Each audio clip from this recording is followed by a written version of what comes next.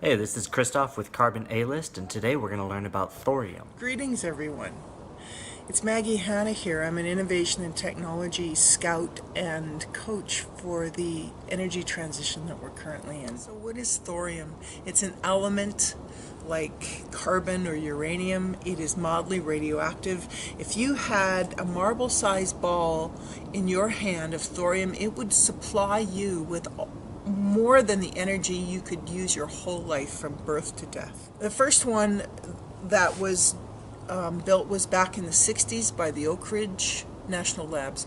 It ran for 3 years, a thorium molten salt reactor, and it was scrapped at that time because it didn't produce plutonium, the kind of plutonium that's needed to make nuclear weapons. So what are some of the awesome benefits of thorium molten salt reactors versus the old uranium reactors that we have on the planet right now? Well, one is thorium is 4 times more abundant than uranium.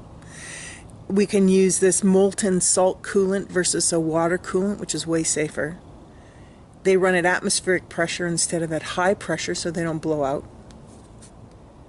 They have a passive automatic shutdown if ever there's any issues at all, instead of the old reactors, which you have to shut down manually. Thorium molten salt reactors burn 100% of their nuclear fuel, whereas uranium reactors burn between 1 and 20% of their nuclear fuel, and the rest is nuclear waste. It's an issue on the planet right now.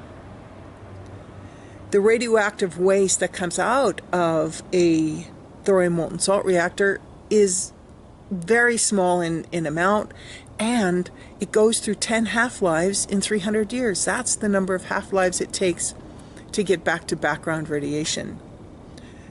Uranium reactors, 10,000 to 25,000 years. We don't know how to hold something that long.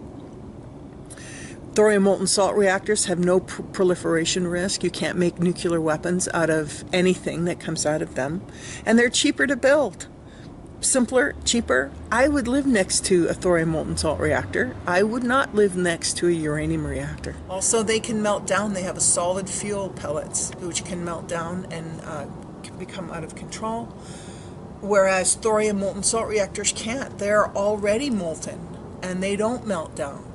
Also, they run at atmospheric pressure and they don't blow out. Also, we keep the water from the steam generation away from the core through 2 loops of salt heat exchangers. So that's never a problem. So we have to move now to the silver buckshot of a combination of renewables and intelligent nuclear. So if we shut down the coal plants and put in thorium molten salt reactors, we would take care of one of the big top 3 GHG emitters that we have.